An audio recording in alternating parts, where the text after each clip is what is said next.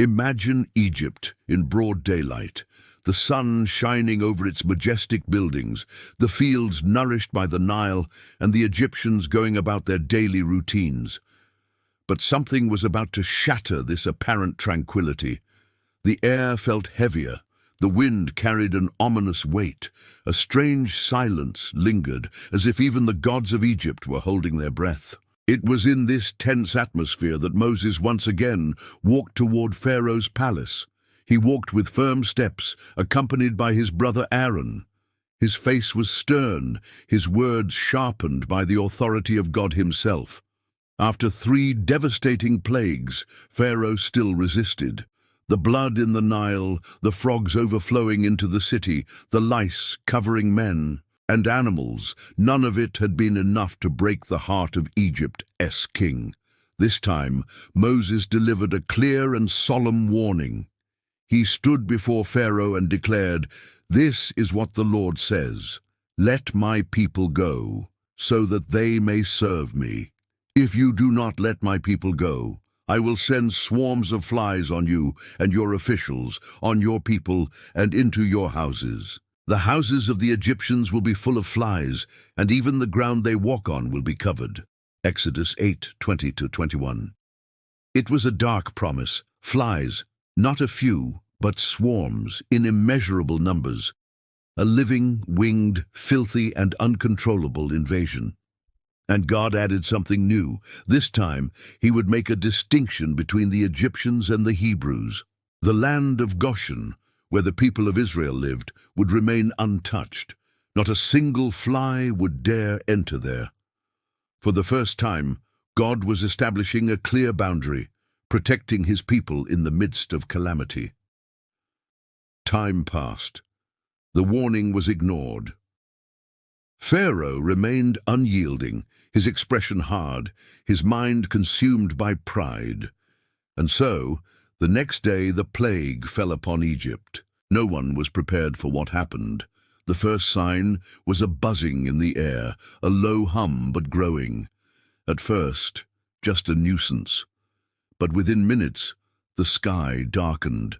Thousands, perhaps millions, of flies filled the air like a living cloud, descending upon Egypt with an unprecedented fury. They entered through windows, cracks, holes, and ajar doors. Nothing could stop them. Homes became infested prisons. Food was immediately covered. Bread, meat, fruits, everything was touched by repulsive wings and feet. People ran, trying to shield themselves. They waved cloths in the air, covered their faces, shut their doors. But it was useless. The flies were everywhere, buzzing in ears, landing on eyes, covering clothes, skin, and the bodies of children and elders, in temples, in palaces, in the streets. The stone gods of Egypt stood silent before the grotesque scene. And perhaps most disturbing of all, Goshen remained untouched. Not a single fly crossed that mysterious boundary. While Egypt boiled in desperation, the Hebrews remained protected. It was as if an invisible wall, crafted by divine order, held back the chaos, a living sign before all the people that the God of Israel was not just one more among many, but the Lord of creation, the God who separates and rules.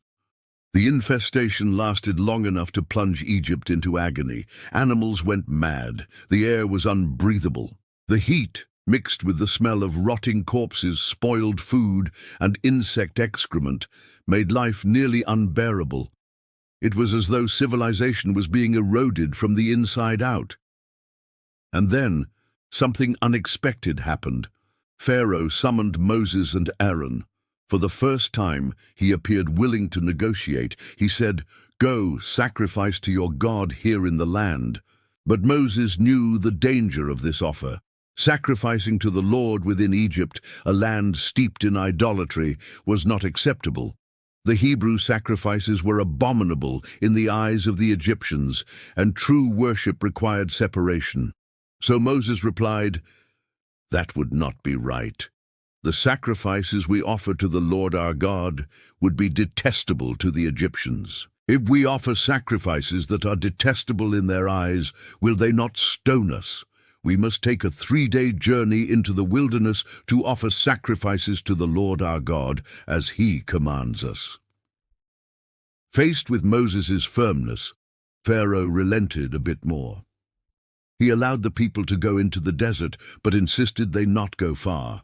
Moses agreed, on the condition that Pharaoh would keep his word. He then promised to pray to the Lord for the swarms to depart, but he warned Pharaoh not to deceive him again, as he had done before. Moses left Pharaoh's presence and cried out to the Lord, and God listened. The swarms vanished as they had come, supernaturally. The air became breathable again. Sunlight returned to the homes. The land began to quiet. The Egyptians breathed a sigh of relief, but the relief didn't last long.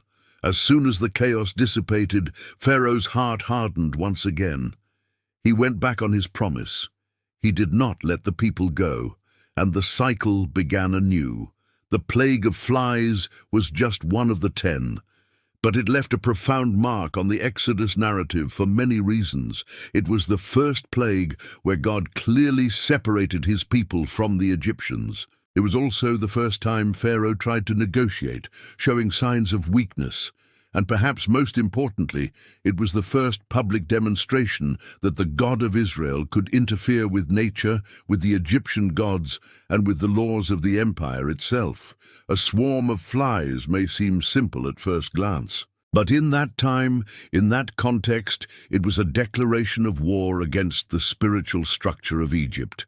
And the buzzing that echoed through the cities was, in truth, the whisper of a God beginning to free a people, through power, through fear, and through the impossible. If this story moved you, subscribe to the channel and give this video a like. Here, you'll find deep content, powerful narratives, and timeless lessons. Turn on the notification bell so you don't miss the next episodes of this epic biblical journey. See you next time.